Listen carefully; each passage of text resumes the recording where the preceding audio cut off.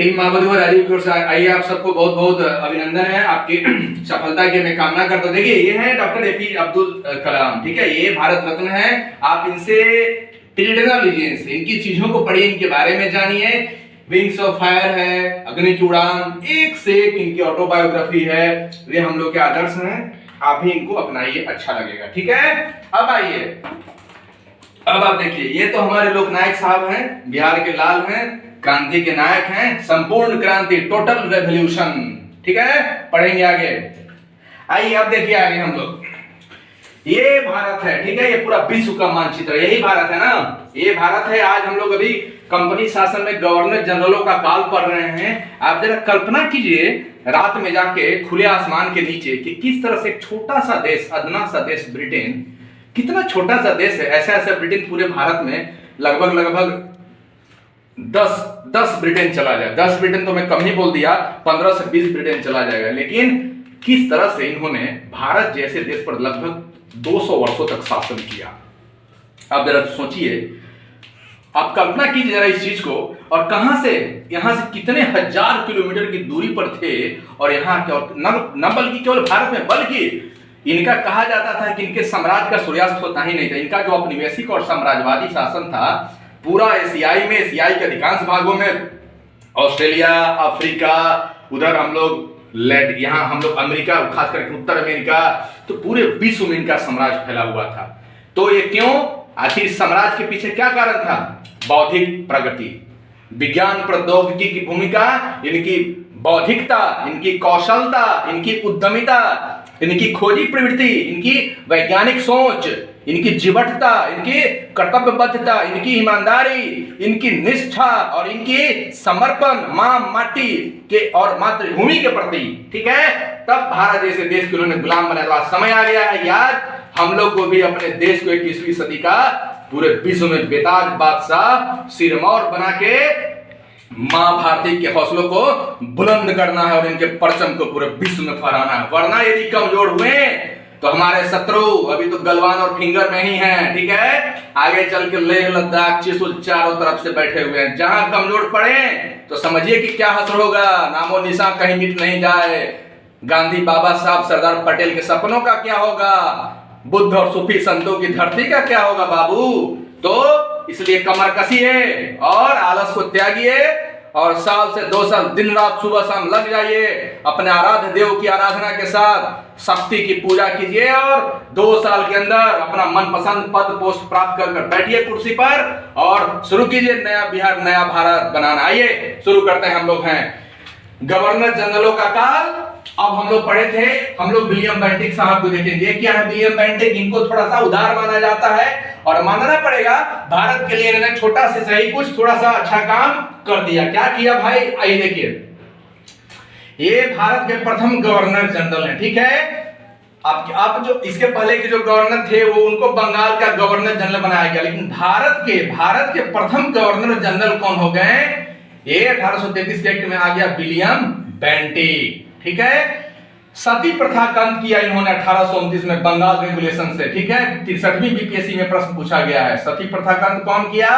तो William Bentinck. राजा Ram Mohan Roy star हैं, rising star हैं, भारत के बेटा हैं राजा राम मोहन राय। इनका जय जयकार कीजिए, पढ़िए, जानिए इनके बारे में। माँ, बहू, बहन, बेटियों के साथ कितना जघन और क्रूरतम अत्याचार किया जाता था। 12 साल की लड़कियों को जिंदा जला दिया जाता था, क्योंकि अब तुम्हारे पति नहीं है तो तुमको रहने का अधिकार नहीं। वाह रे समाज। और यही हमारे ग्रह नक्षत्र के निखरते उज्जवल सितारे हैं राजा राम मोहन राव। इन्हीं के कृपा से इनकी भी भाभी को जला दिया गया था और इनकी मां ने इनको घर से निकाल दिया। बड़ा इन्होंने विरोध किया था। फिर पटना रहे हैं, बनारस रहे हैं, अरबी, फारसी, उर्दू कई भाषाओं में अपनी विद्वता हासिल किए हैं। मिराकुल अखबार, कई सारे थियोसॉफी ऑफ जीसस, पत्र पत्रिकाओं के साथ खोजी प्रवृत्ति बहुत सारे, और तब जाके उन्होंने विलियम बेंटिक को समझाने में कामयाब रहे हैं और 1829 में सती प्रथा का अंत करा के ही ये दम लिए। 1829 में बंगाल रेगुलेशन में, बंगाल प्रांत, और 30 में पूरे भारत में सती प्रथा का क्या कर दिया गया?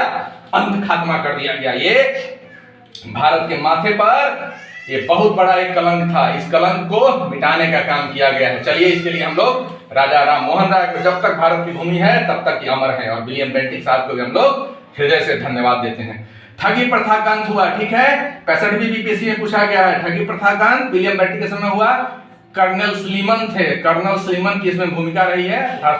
ठग वग डाकू आपको चम्मल के लुटेरे नहीं होते हैं, लुटेरे डाकू ठग गिरोह लूटने खसोटने वाले लोग क्या करेंगे। हालांकि पद तो राष्ट्रवादी थे बेचारे, लेकिन अब चूंकि कंपनी शासन आ गई तो करते तो क्या करते। तो ठगी प्रथा का अंत हुआ कर्नल स्लीमन के साथ। शिशु हत्या पर प्रतिबंध, देखिए ये भी भारत के माथे पर एक कलंक है। यहाँ क्या होता था कि बच्चा को बचपन नहीं मार दिया जाता था, बशर्ते यदि बेटी होती थी, खासकर राजस्थान वाले हरियाणा वाले क्षेत्र में, चूंकि सामंती लैंड होने के कारण बच्चियों से शुरू से ही लोगों को ये था, तो बच्ची के जन्म लेने के साथ नमक चढ़ा दिया जाता था या गला गर्दन दबा के मार दिया जाता था, ठीक है। शिशु हत्या पर इन्होंने प्रतिबंध लगा दिया, ठीक है। बहुत बड़ी काम है, चलिए बहुत बड़ी चीज है शिशु हत्या पर प्रतिबंध। और मैकाले की अनुशंसा पर अंग्रेजी शिक्षा के माध्यम को इन्होंने बनाया, अंग्रेजी शिक्षा नीति, ठीक है। अंग्रेजी आने से, ठीक है, हम लोग गुलाम बने रहे, लेकिन चलिए जाने अनजाने कहीं ना कहीं अंग्रेजी आने से हमारी विचारधारा, सामाजिक, आर्थिक, राजनीतिक सभी चीजों में थोड़े ही सही, अंशतः ही सही परिवर्तन तो हुआ। तो हम लोग ग्लोबल पुनर्जागरण, प्रबोधन और अंग्रेजी साहित्य से परिचय तो हुआ। अंग्रेजी साहित्य से मिल्टन को जाने हम लोग, जॉन लॉक को जाने हम लोग, ठीक है। हम लोग सुकरात को जाने, प्लेटो को जाने, अरस्तु को जाने, उसके बाद हम लोग किसको जाने, शेक्सपियर जैसे साहित्यकार को जाने, न्यूटन आइंस्टीन की थ्योरी को जाने, ठीक है। तो अंग्रेजी शिक्षा से हमें बहुत फायदा भी हुआ। और हमारे जो नव राष्ट्रवादी क्रांतिकारी थे, नेताजी सुभाष चंद्र बोस जैसे लोग, या बंगाल के जो पढ़े लिखे भद्रजन थे, तथाकथित राजा राम मोहन राय की पीढ़ी के जो लोग थे, इन लोगों ने भी अंग्रेजी शिक्षा के माध्यम से ब्रिटिश नीति को समझ पाया और भारत के राष्ट्रीय आंदोलन में इसकी बहुत प्रमुख भूमिका रही। और हमारे राष्ट्रीय आंदोलन के जो प्रमुख नेतृत्व करता थे वो भी तो अंग्रेजी पढ़े लिखे थे, तो प्रमुख एक भूमिका रही, ठीक है। तो अंग्रेजी शिक्षा के माध्यम से, हालांकि मकसद ये नहीं था, मकसद क्या था कि चमड़ी से काले और अंदर मन से गोरे तैयार करना था, कलर तैयार करना था, सस्ते दामों पर अंग्रेजी कंपनी शासन के लिए कलर तैयार करना था। लंबे समय तक भारत में ब्रिटिश कंपनी शासन कायम रहे, ठीक है। लेकिन मां भारती के आशीर्वाद से भारत की गुलामी को जंजीरों से मुक्त कराया गया। 1947 में स्वतंत्रता सेनानियों को कभी भूलना नहीं है। जिस दिन हम लोग भूल गए, हमारे जीवन और जिंदगी धिक्कार। आइए, अंग्रेजी शिक्षा को माध्यम बनाया।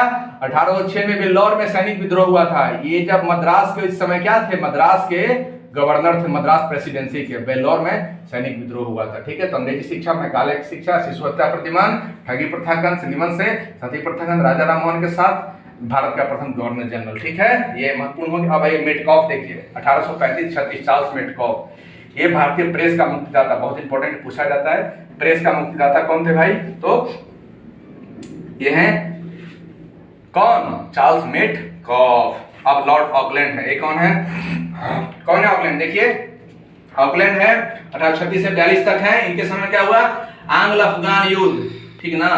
तेरी मिट्टी में मिल जाऊं, कौन फिल्म है भाई, ये देखना है सबको, अक्षय कुमार वाली फिल्म है, फिल्म का नाम तेरी मिट्टी में मिल जाऊं। गाना देखे ना, क्या मस्त गाना है, पढ़िए तो गाना भी सुना कीजिए, मन नहीं लगे तो तेरी मिट्टी में मिल जाऊं, इतनी सी है यार जू, तो देख लीजिएगा इसको। ये हालांकि 1899 वाली घटना है, ये घटना पर फिल्म नहीं बनी है, ठीक ना। तो प्रथम आंग्ल अफगान युद्ध हुआ 1839 से 42 में, ठीक है। ग्रैंड ट्रंक रोड का मरम्मत करवाया इन्होंने 1839 में, ठीक ना। चलिए, ऑकलैंड का हो गया, प्रथम आंग्ल अफगान युद्ध, ग्रैंड ट्रंक का मरम्मत। हाँ भाई, लॉर्ड एलन बेरो, ये 1842 से 44, ये क्या किए हैं, दास प्रथा का अंत 1847। ये क्या था दास प्रथा, स्क्रीनशॉट बताइए क्या था। अरे दास प्रथा था भाई कि लोग दास बना देते थे, गुलामी। पढ़े हैं ना, ये औपनिवेशिक शासन में अफ्रीका को तो दासी बनाया गया था ना। 13वीं 14वीं 15वीं सदी की विश्व की सबसे घिनौनी घटना है दास प्रथा, और इसकी शुरुआत अफ्रीका से हुई, जब स्पेनिश, पुर्तगीज और फ्रांसीसी और ये सब अंग्रेज व्यापारिक नाविक जब चल दिए पूरे विश्व की खोज में, तो इसका दुष्परिणाम क्या हुआ, विज्ञान प्रौद्योगिकी की भूमिका रही, दुष्परिणाम हुआ कि यही गुलामी प्रथा, गुलाम प्रथा और दास प्रथा, अफ्रीका के लोगों को इन्होंने पूरे विश्व में ले जाकर बेचा। अफ्रीका क्या, भारत के लोगों को भी, हमारे दादे परदादे भी गए हैं भाई। अरे आरा वाले लोग, मॉरिशस क्या है, क्या है मॉरिशस, जरा यहाँ बताइए तो। मॉरिशस में फिर ले गए थे यहाँ लैटिन अमेरिका के देशों में, गुयाना में, होंडुरास में, क्यूबा में, लैटिन अमेरिका में ले गए हम लोग को। फिर पता नहीं कहां कहां ले गए, कई जगह पर ले गए, विश्व के कई सारे देशों पर। आज भी प्रोफेसर राम गुलाम जी हैं, वो आए थे एक रोड में, उनकी मूर्ति भी है। तो हमारे भी पूर्वज को भी ये लोग गन्ना की खेती के लिए, कॉफी की खेती के लिए, चाय बागानों के लिए प्रवसित कर करके ये ले गए, ठीक ना। रेलिया बैरन पियाको लिए जाए रे, ठीक ना। ये मालिनी अवस्थी जी हैं, लोक गायिका मालिनी अवस्थी, सुनिए इनको मजा आएगा। रेलिया बैरन पियाको लिए जाए रे, यही रेलिया बैरन थी जो हम लोगों के घर के पुरुष को लेकर चली गई, ठीक ना। यही गुलामी प्रथा, यही से शुरुआत हुई थी, ठीक ना। तो दास प्रथा का, भारत में भी दास प्रथा था, दास बना दिया जाता था, ठीक ना। जिंदगी भर के लिए दास, बेटे परदादे और भी उनको भी दास बना के रखा जाता। इसको अंत किया गया। बहुत चलिए, इसके लिए हम लोग इनको ऑकलैंड साहब को धन्यवाद देते हैं। रविवार की छुट्टी, ठीक है। चलिए, पूछ सकता है। सिंध का विलय किया था। सिंध प्रांत कहाँ है? आज पाकिस्तान का जो पश्चिमोत्तर गुजरात से सटा हुआ क्षेत्र है, वही सिंध प्रांत, ठीक ना। तो सिंध का इन्होंने विलय किया था, ठीक है। अब आइए लॉर्ड हार्डिंग 1844 से 48, प्रथम आंग्ल सिख युद्ध। जो बोले सो निहाल, बोलो सत श्री अकाल, ठीक है। जब तक राणा रंजीत सिंह रहे हैं, महाराजा रंजीत सिंह, हिम्मत किसी का नहीं हुआ पंजाब पर आंख उठाने का। लेकिन रंजीत सिंह की मृत्यु के बाद खड़क सिंह, नौनिहाल सिंह, उनके जो पुत्र थे, आगे चल के साम्राज्य जब कमजोर पड़ेगी तो देखिए किस तरह से अटैक करेंगे। 1845 साल में प्रथम आंग्ल सिख युद्ध लॉर्ड हार्डिंग के समय में। लाहौर की संधि हो जाएगी 1846 में, ठीक है। लाहौर की संधि, नर बलि प्रथा का अंत। अभी और एक महान प्रथा भारत में क्या किया जाता था कि देवी को खुश करने के लिए, खास करके गोंड आदिवासियों में प्रचलित थी, या हमारे जनजाति समुदायों में प्रथा ज्यादातर प्रचलित थी, और यहाँ भी प्रचलित थी कि मानव का जो नर होता था ना, नर को ही बलि गर्दन काट के चढ़ा दिया जाता था देवी की पूजा में, ठीक ना। अब ऐसे भी ढोंगी तांत्रिक अभी भी कई बाबा हैं जिनको देखते नहीं है कि जिंदा लोगों को बलि चढ़ा देते हैं, ये कर देते हैं। तो ये भी बहुत घटिया और घिनौनी प्रथा थी, भारत के माथे पर एकदम कलंक के समान थी। इसको नर बलि प्रथा का कानूनन जो है सो ये लॉर्ड हार्डिंग अंत किया। चलिए, इसके लिए इनको दिल से हम लोग धन्यवाद देंगे। पंजाब का विलय कर लिया, लीजिए धन्यवाद क्या दिए हैं, पंजाब का विलय हो गया, ठीक ना। 1849 में पंजाब का विलय हो गया। द्वितीय आंग्ल सिख युद्ध 1850, यही आंग्ल सिख युद्ध का मतलब क्या? 1849 में हुआ था, 1848-49 में युद्ध हुआ, और 48 में युद्ध हुआ, और पंजाब का विलय कर लिया गया। लीजिए, हो गया। पंजाब पर भी अब ब्रिटिश शासन स्थापित हो गया, ठीक है। महारानी जिंदा और रंजीत सिंह कल वयस्क, उनके जो ये थे छोटे पुत्र थे, उनको लंदन प्रवासित कर दिया गया। कोहिनूर हीरा, पता है ना, कोहिनूर भी ले लिया गया, ठीक। द्वितीय आंग्ल बर्मा युद्ध, ठीक है, इन्हीं के समय हुआ, लॉर्ड हार्डिंग के समय। द्वितीय आंग्ल बर्मा युद्ध हुआ, बर्मा के साथ युद्ध हुआ। सिक्किम पर अधिकार कर लिया गया इसी समय। डॉक्टर का मामला था, ठीक है। पूरा ऑपरेशन मत कीजिएगा, डॉक्टर साहब क्यों गए थे, किस लिए गए थे, उन पर क्या हुआ था, ऑपरेशन नहीं करना है, काम से मतलब रखिए। सिक्किम पर अधिकार 1850 में। इनाम कमीशन इनके समय आया। इनाम कमीशन क्या था कि बड़े बड़े जो जमींदार होते थे, सारा जमीन उन्हीं के पास था, तो कुछ जमीन का बंटवारा कैसे किया जाए, जमीनों की जो प्रबंधन है, भू प्रबंधन, इसी के संबंधित में था इनाम कमीशन, ठीक है। इस पर एक तरह से कमिटी बनी थी। इनाम कमीशन इनके हार्डिंग के समय में शिमला को ग्रीष्मकालीन राजधानी बना दिया गया, ठीक ना। शिमला, पधारो मारो देश, मन करे कभी तो शिमला से घूम कर, अभी नहीं, कोरोना के बाद 2021-22 में घूम के आना है शिमला से। क्या मजा, क्या मस्ती है, मजा लगेगा कि सही में भारत माँ स्वर्ग है भाई। लॉर्ड हार्डिंग प्रथमांक से युद्ध 1845-46, लाहौर की संधि 1846, नरबली प्रथा का अंत, पंजाब का विलय 1849, द्वितीय आंग्ल बर्मा युद्ध, सिक्किम पर अधिकार, शिमला ग्रीष्मकालीन राजधानी, ठीक है। आइए आगे, लॉर्ड डलहौजी, ये तो बहुत क्रूर और जालिम शासक है डलहौजी भाई। व्यक्तिगत की निधि, डॉक्ट्रिन ऑफ लैप्स, बाप रे बाप, हड़प लिया पूरे भारत को, खा गया राक्षस, ये राक्षस लॉर्ड डलहौजी। चलिए, लेकिन इतिहास में क्या क्यों किंतु परंतु का कोई स्थान नहीं है। जो होना होता है वो तो होके ही रहता है, ठीक ना। तो व्यक्तिगत का सिद्धांत, डॉक्ट्रिन ऑफ लैप्स, ठीक ना। ये किसका था? लॉर्ड डलहौजी का था। 1848 से 56, पितृसत्तावादी समाज, पितृसत्तावादी और सामंतवाद का शासन अपने प्रखर दोपहरी में था। सतारा, जैतपुर, संबलपुर, झांसी, नागपुर, सबको मिला लिया। मणिकर्णिका देख लीजिएगा, ठीक ना। ये देश है मेरा, स्वदेश है मेरा, ठीक है। व्यक्तिगत का सिद्धांत से मिलाया गया। पूछ सकता है कौन कौन? सतारा, जयपुर, संबलपुर, झांसी, ठीक है। अवध का विलय कर लिया कुशासन के आधार पर 1856 में। नवाब वाजिद अली शाह, पता है ना, वाजिद अली शाह को क्या कर दिया गया, यहां से निर्वासित कर दिया गया और बेगम हजरत महल फिर 57 के विद्रोह में कमान संभालेंगी। 48वीं बावन में पूछा गया था अवध के नवाब कौन थे, वाजिद अली शाह। कुशासन का आधार लगाया गया था, ठीक ना। बताइए कैसे कैसे ढोंग है कि कुशासन यहाँ हो गया और खत्म कर दिया गया। रेलगाड़ी की शुरुआत हुई, चलिए थोड़ी अच्छी पहल हुई, हालांकि इसकी शुरुआत ये क्रांतिकारी राष्ट्रवादियों को दबाने के लिए किया था, कोई इनका हमारे ऊपर एहसान करने का और विकास करने का दृष्टिकोण नहीं था। रेलगाड़ी के माध्यम से ये अपनी पहुंच आसान करना चाहते थे और कच्चे माल और तैयार माल को, व्यापार को बढ़ावा देने के लिए, क्रांतिकारी आंदोलन को दबाने के लिए, ठीक ना। और ये रेल का उपयोग करते थे, ठीक ना। नियंत्रण को सोचिए, समझ में आया। रेल का उपयोग, डाक टिकट जारी किया, ठीक है। चलिए बहुत अच्छी बात है। डाक टिकट आज भी जो है ना वे उस समय का ही है, उस अब तो चलिए खत्म ही हो गया, ठीक है। डाक टिकट, लोक सेवा विभाग की स्थापना, ठीक है। लोक सेवा विभाग की स्थापना इनके समय में हुआ, ठीक है। 1854 में वुड डिस्पैच आया। वुड डिस्पैच क्या था, शिक्षा पर नीति थी और प्रथम खुली प्रतियोगिता इनके समय में हुआ, इलाहाबाद में आयोजन हुआ था, ठीक है। प्रथम भारतीय कौन आईसीएस बने हैं, इलाहाबाद में आयोजन हुआ था, बाद में 1823 में होगा, ठीक है। प्रथम खुली प्रतियोगिता का आयोजन होगा, पहले तो लंदन में ही होगा, इलाहाबाद में इंडिया में पहली बार होगा, ठीक ना।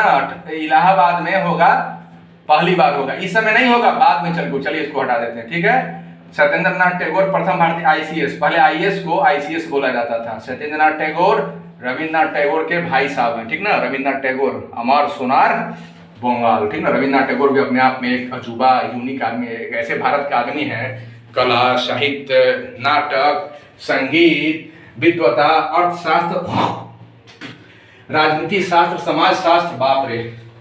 गीतांजलि पढ़िए, गीतांजलि, मजा आएगा प्रकृति के साथ जीने रहने में, ठीक ना।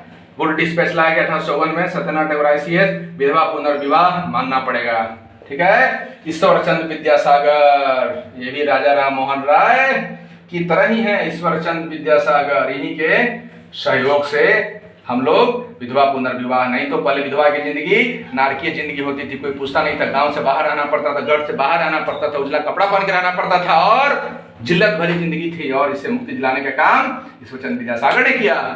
इन्होंने अपने लड़के की भी शादी एक विधवा स्त्री से इन्होंने, रमाबाई रानाडे, पढ़ेंगे ना, धार्मिक सुधार आंदोलन, रमाबाई रानाडे, ठीक है। द्वितीय आंग्ल सिख युद्ध 1848 से 49, ठीक ना, इन्हीं के समय हुआ था। पंजाब का विलय, वही ना ऊपर बताया ना, पंजाब का विलय। द्वितीय सिख युद्ध हुआ, ठीक है। विधवा पुनर्विवाह बिल पास हुआ, वुड डिस्पैच लाया गया, प्रथम भारतीय आईसीएस सत्येंद्रनाथ टैगोर जी बन गए, खुली प्रतियोगिता का आरंभ हुआ। 1853 के चार्टर एक्ट में नहीं हुआ था, याद नहीं है, ठीक है। लोक सेवा विभाग की स्थापना 1854 में हुई, डाक टिकट जारी किया गया, रेलगाड़ी की शुरुआत हुई, अवध का विलय किया गया, व्यक्तिगत का सिद्धांत सतारा, जयपुर, संबलपुर, ठीक है। मणिकर्णिका वाली फिल्म देख लीजिएगा, बहुत मजा आएगा, ठीक है। अब आई लॉर्ड कैनिंग, ठीक है। अब यहीं से 1857 चमक उठी सन 57 की, वह तलवार पुरानी थी, खूब लड़ी मर्दानी, वो तो झांसी वाली रानी थी, याद है ना। रानी झांसी, बेगम हजरत महल, नाना साहब, बाबू वीर कुंवर सिंह 80 वर्ष है, 80 वर्ष की उम्र में जागा खून, और इस तरह से आइए कैनिंग के बारे में। 57 की विद्रोह हुआ था, विद्रोह के बाद कंपनी शासन खत्म हो गया, और कंपनी शासन खत्म और अब क्राउन के हाथ में शासन आ गया, ठीक ना। और यही ब्रिटेन का प्रत्यक्ष शासन कैनिंग के समय 1856 से 62 में हुआ। भारत का अंतिम गवर्नर जनरल और प्रथम वायसराय, ठीक। तो कैनिंग भारत के अंतिम गवर्नर जनरल और प्रथम वायसराय, चूंकि ये ब्रिटिश क्राउन के प्रतिनिधि, महारानी के प्रतिनिधि, ब्रिटिश संसद के प्रतिनिधि हो गए, तो अब से ये भारत का अंतिम गवर्नर जनरल तो है और अब प्रथम वायसराय हो गए, ठीक है। 57 का विद्रोह हुआ, पता ही है। 56 में विधवा पुनर्विवाह, बहुत इंपॉर्टेंट है, विधवा पुनर्विवाह इन्हीं इसमें न हुआ था, पता है ना। 56 में ईश्वरचंद्र विद्यासागर की सहायता से, हालांकि 56 में कार्यकाल डलहौजी साहब का भी रहेगा, ठीक है। अगर पूछा जाएगा कि भाई विधवा पुनर्विवाह किनके समय हुआ था, तो उसको डलहौजी ही दीजिएगा, डलहौजी का कार्यकाल है, ठीक ना। ईश्वरचंद्र विद्यासागर के सहयोग से हुआ था। व्यक्तिगत का सिद्धांत की समाप्ति, डॉक्ट्रिन ऑफ लैप्स को क्या कर देंगे, ये समाप्त कर देंगे, ठीक ना। विलोपन को यहां से हटा दीजिए, ठीक है। डॉक्ट्रिन ऑफ लैप्स कौन, व्यक्तिगत का सिद्धांत की समाप्ति हो, ये कर देंगे। ये क्या करेंगे, वो महारानी के माध्यम से ब्रिटिश संसद कर दी जाएगी। मुगल सम्राट पद समाप्त कर दिया जाएगा। महालेखा परीक्षक का पद कैग, ठीक है, इसी समय का है। पोर्टफोलियो विभागीय सिस्टम, आज जो विभाग है, वित्त विभाग है, रक्षा विभाग है इत्यादि, इसकी शुरुआत यहीं से होगी। महालेखा परीक्षक का पद सृजन किया जाएगा। इंडियन हाई कोर्ट एक्ट पारित किया जाएगा। कलकत्ता, ठीक ना, बंबई, मद्रास में हाई कोर्ट, पटना में हाई कोर्ट, ठीक है। और पटना हाई कोर्ट बाद में चल के होगा 1916 में पटना हाई कोर्ट, ठीक ना। तो इंडियन हाई कोर्ट एक्ट पारित होगा। Calcutta, Bombay, Madras high court. भारतीय विधि संहिता और दंड संहिता, ठीक ना, ये 1858-59 में लागू होगा। विधि संहिता और क्या, दंड संहिता, मैकाले, यही ना, एविडेंस एक्ट और पेनल कोड। इसी पर आज भी बबेला होता है कि आज भी हम लोग अंग्रेजों के ही कानून से शासित होते हैं, ठीक ना। चलिए कोई बात नहीं। भारतीय विधि संहिता, भारतीय दंड संहिता, इंडियन काउंसिल एक्ट आया, तथा इंडियन काउंसिल क्या था, भारत के शासन के लिए 15 सदस्यीय सह परिषद, 15 सदस्यीय मंत्री सह परिषद लंदन में बनाया गया था। 15 सदस्यों की कमेटी थी भारत प्रशासन के लिए, यही हम लोग उसमें पढ़े थे संवैधानिक विकास में। तो भारतीय दंड संहिता का निर्माण किया गया, ठीक है। इंडियन काउंसिल एक्ट बनाया गया तथा पोर्टफोलियो प्रणाली 1861 में वही विभागीय सिस्टम लागू किया गया, ठीक है। तो समझ गया, स्पष्ट हो गया सब कुछ। तो मैं समझता हूँ कि चीजों को आप अच्छी तरह समझ गए, ठीक ना। तो एक बार फिर, लॉर्ड कैनिंग भारत का अंतिम गवर्नर जनरल, प्रथम वायसराय, 57 का विद्रोह, ठीक है।